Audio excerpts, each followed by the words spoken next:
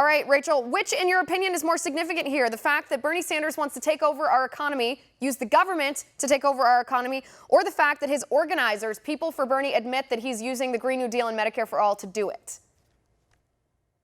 Well, you got to hand it to Bernie. He has been consistently socialist for a really long time, and now he is very close to imposing that socialist agenda onto the rest of us. I mean, he thinks billionaires are immoral. As a millionaire, billionaires are immoral. And he wants to use the levers of government to take away everything we know that has made America strong, and that's primarily the free market and capitalism.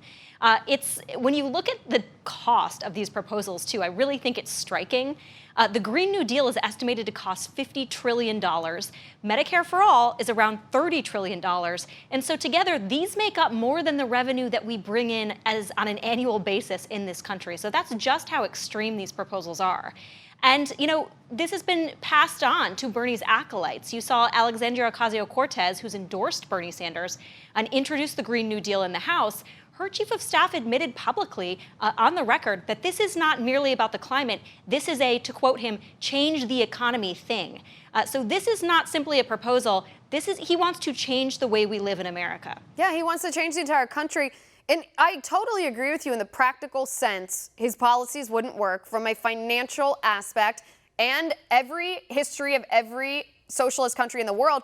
But purely from a moral standpoint, what gives Bernie Sanders the right to do something like this? Where in our founding documents or by what authority as a government official could he look at internet providers or private airlines or whatever other example he wants to use and say, you're a private business, you own this property, but now me as the government, I'm going to come in and take it from you? What gives him the right?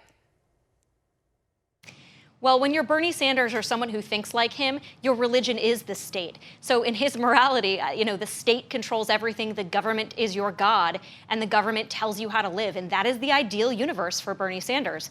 And what's concerning, I think, for people who disagree with that is that he is polling very high in this Democrat primary. New polling from California, he's surging ahead of even Elizabeth Warren. So this is something that for a long time nobody took seriously, but I think we do have to take it seriously, and people on the right or people who disagree need to forcefully make their arguments against him, because this is an ideology that is now seeping into the mainstream left-wing Democrat Party, and it's something that presents a very real danger, I think, going forward.